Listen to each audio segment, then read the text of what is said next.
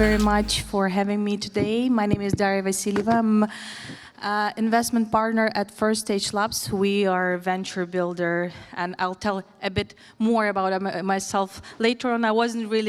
I'm surprised of being moderator today, but I'm really pleased. And of course, I want to welcome you on amazing panel. And I think that red flags are truly important to justify both for startups and investors. And today we have amazing panelists. And let's start from Vineet.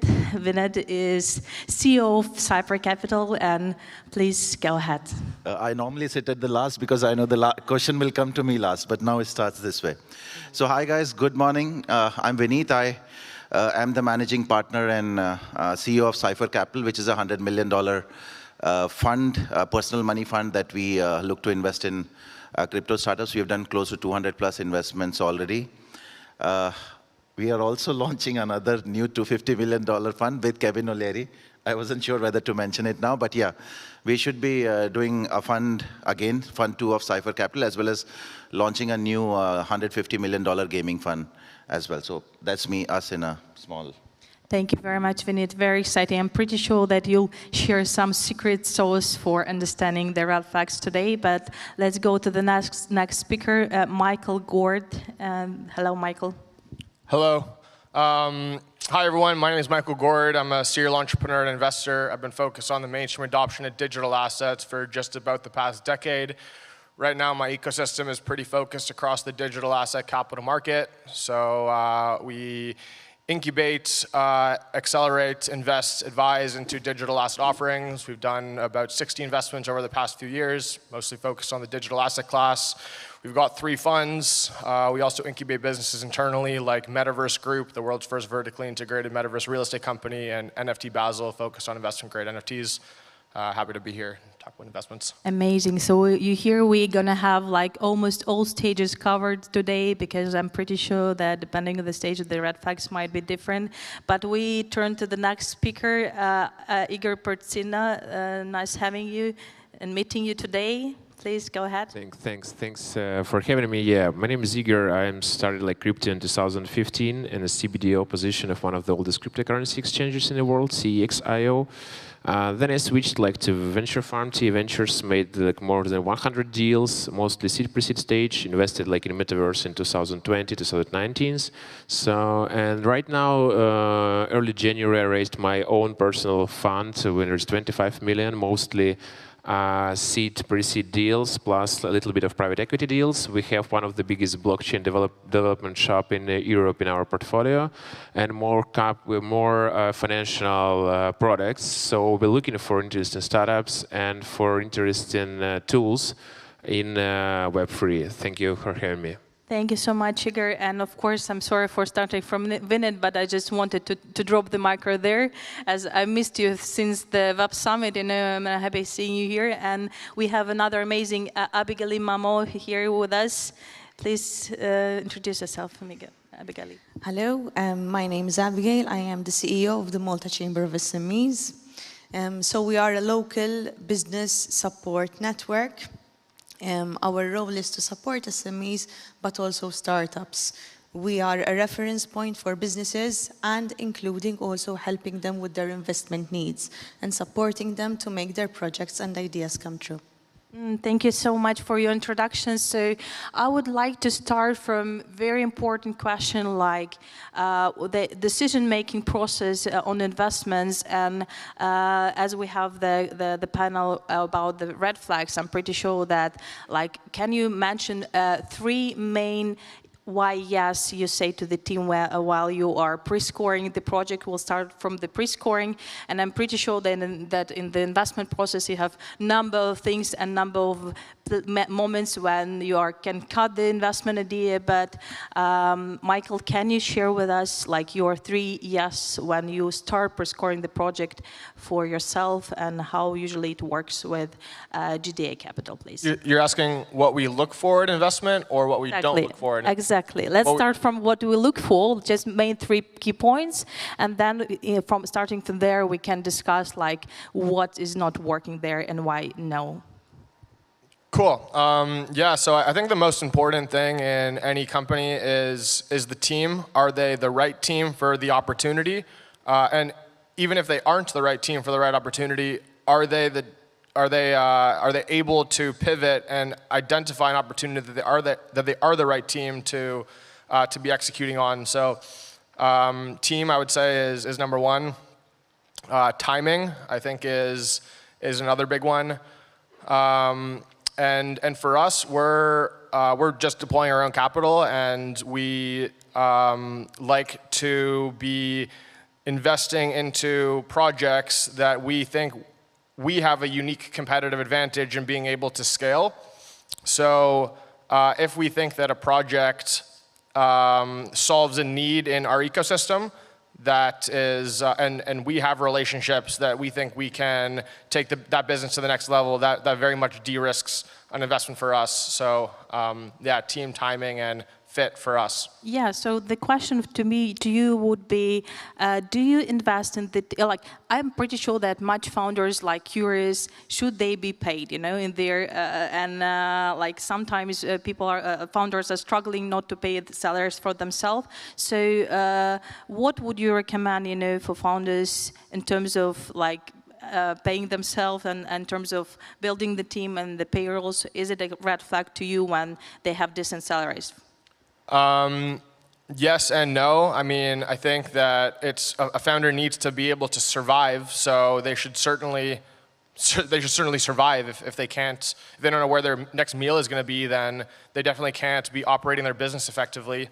At the same time, if a founder has only raised $1 million, or if they've raised $10 million or $100 million, really doesn't matter. You can scale up or down, and they're paying themselves 100% of the amount that they've raised in 1 year, then they're not giving themselves enough runway to be able to execute on their vision. So that's for sure a huge red flag. And I think that a founder that has previous exits and has achieved some level of wealth, I think it's a lot stronger for the founder to be like the founders make money on their equity ownership and the potential sale of that equity over time through an acquisition or through public offering. So I think in a very early stage company, when founders have previous exits and have some wealth, I think it's a stronger value proposition for the founder to be aligned with the equity and the exit. Thank you so much, Michael. And let me drop the question to Vineet regarding the timing and the market opportunity. I'm pretty sure with raising so much money into your fund, so you know exactly how it works. So can you kindly mention several red flags while scoring the projects on the market side? So I think the biggest thing that we look at is the team as well. Is the team actually capable to do something? Everyone wants to land up in Mars, but has not even gone outside this country. So, it's a big red flag. So I look at founders, what their background is. Have they built projects of the scale that they're talking about? Luckily, I've been a startup founder, and I had all these founders in my circle who used to multiply their income statements with 100 to raise funds. So I know how founders play the game. So interestingly, we really need to understand that whatever they are projecting, is it actually going to happen? When you look at their marketing budgets where they have zero clue about even the cost of user acquisition or the lifetime value of a customer, it doesn't work. Interestingly, because Phoenix VC fund that I started and then Cypher has always been into crypto token investments, rules change a bit here quite differently because we also look at when someone is launching a token, is it a need case or is it a want case? And a lot of founders don't understand the difference between these two.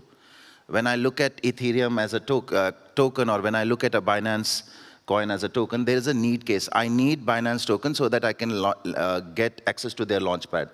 I need Ethereum because I need to transact on Ethereum, which is the biggest chain right now. But all the other tokens are a want case. It's good to have, but it doesn't really do something great for them. So those are some of the things that we try to understand from the founders, that does this project have viability? Thank you so much, Vineet. Igor, so I'll drop the question to you regarding the Web3 market. red flags, like while you're analyzing the projects and making your decisions on the investments? Let's say that they pass the pre-scoring and now the investment committee happens. So what would you really look at? Okay. Thanks for the question. Yeah, I think like we are definitely looking at the technical part. So we are one of the funds, which I think not a lot of the world who have a technical team inside. So, and we are a good technical team, and we look through the product in part of, is it, first one, is it defensible? So, because like, I'm not a fan really to invest in companies which is the most market is going to be just to spend money on marketing with other companies and try to get the % of market by that way.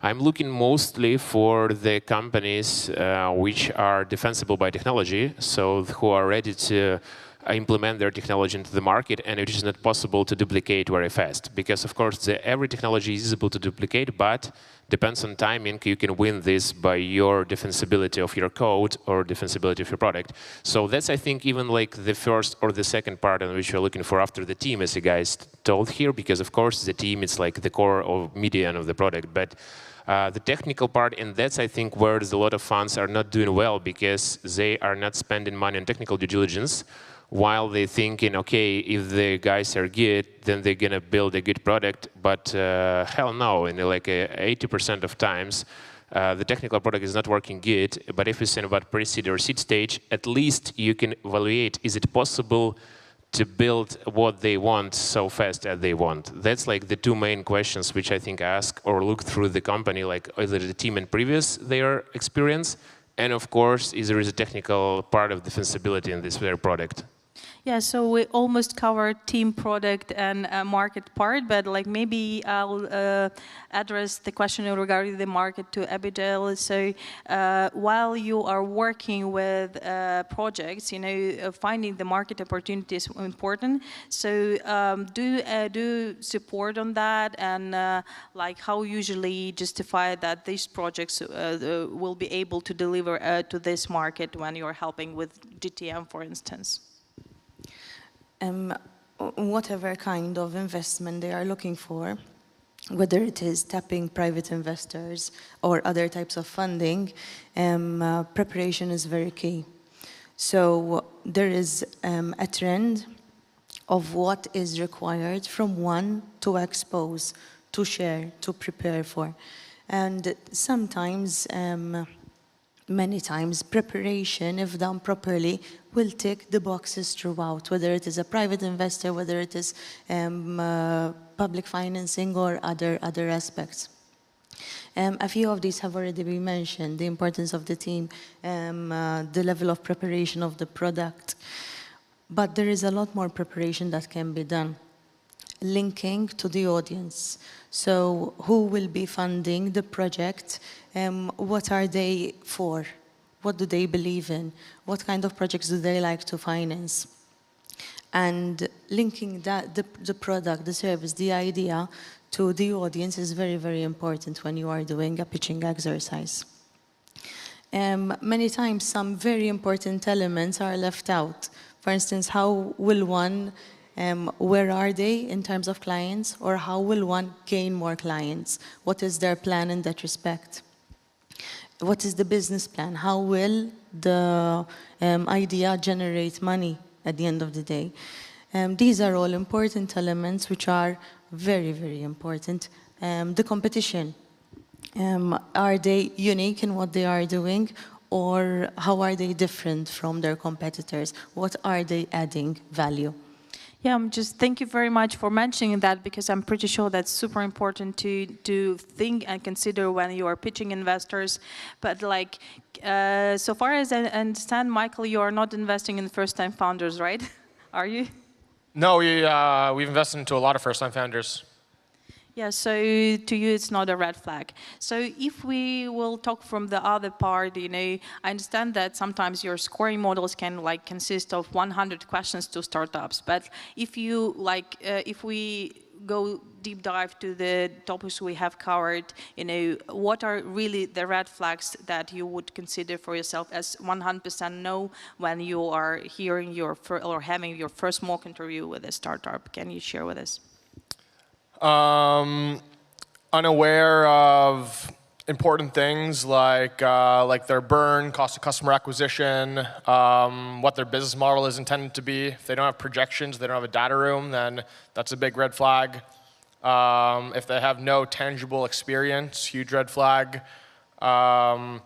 In general, if the person is not someone that you want to be stuck in an airport with, probably don't want to invest into them.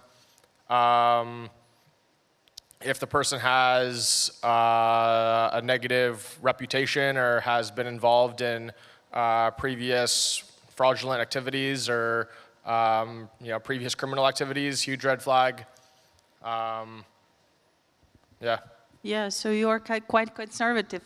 Igor, can you share with us like what is yours? And like another thing that I would really much appreciate if you disclose about like founders' soft skills, because like hard skills are important, but like do you consider delivery as a skill? Yeah, I think let's just like the only one like we can mention here what Michael told, like Adam Newman, he just made like a WeWork, and after that he raised a new fund. So like for A16Z, it's not a problem if you have some fraud activity in your previous life. So like that's mainly the interesting comment here. But okay, like for me, the red flag is if the founder and co-founders are a family. Like for 100%, it's a red flag for me. But my biggest investment with more than 200x was founder and co-founder as a woman, a wife and husband. So it's like vice versa. So like they gave me the best money which I made before, but I'm not a fan of investing in that. I'm not going to do this a second time because I think it was just a lottery ticket in this case. If we're talking about the hard skills, so we are a fan of investing like in technical teams because we are investing in like layer 0 protocols, like stuff which is hard to or almost hard to implement, not in NFT marketplaces. And in this case, the founders need to understand how to build the product from technical part, and it's like they don't need to outsource it to some companies, because when I see a team which is not building or just outsourcing, okay, but depends on which market they're doing. In Web3, it's like if you're talking about not an NFT market, which is just only market of marketing. If you're talking about technical part, you need to understand what you're building. And if you're talking about hard skills, of course, if founders are from some regions, they need to speak perfect English, because it's very easy to learn it in normal level. And if you're not done, like, I don't know, 100 pitches before, you will not be able to raise the next round, which is critical for venture fund to have a next funds after you. That's, I think, the most important part. Is it product going to raise the next round or not? Thank you so much for commenting. And okay, Vineet, so let's talk about investments and co-investments. And like when you are considering the project that already raised capital from investors that have bad reputation, for instance, or you find not really pleasant to yourself. So do you really, and the project is just great, is it a red flag to you? So again, for us, more than a lead investor, we are a co-investor, and we have some sets of investors that we co-invest with, like, a Pantera or a Parify or a Spartan. So for us, those cases don't come, but what comes on the other side is a founder who has not raised funds from anywhere, because, the level of due diligence that is required for a seed stage deal is more comprehensive. Sequoia takes close to 3 months and multiple calls to figure out whether the founders are legit, whether they exist, or is just some random guy doing something. So I think for us, it doesn't happen. But yes, I have seen some cases, which we have not invested in though, where they raised funds from VCs who never existed. Like VCs, like it's just a name. I remember this. I can't name any company, but you guys, I'm pretty sure know the name. There's a company which has just raised $100 million from some non-VC background institutional investor. But when you give them a shout, they're still raising 1 million, 2 million. So this becomes a very strong red flag that has this money actually been ever raised or not? And are these VCs real? Because you look at the background of that VC, it doesn't exist at all. Yeah, thank you so much, Vineet. We have 40 seconds left, so let me just summarize a bit our discussion. As a venture builder, we have different kind of scorings for projects where we're investing 50% plus, and for projects that we have as a portfolio investments.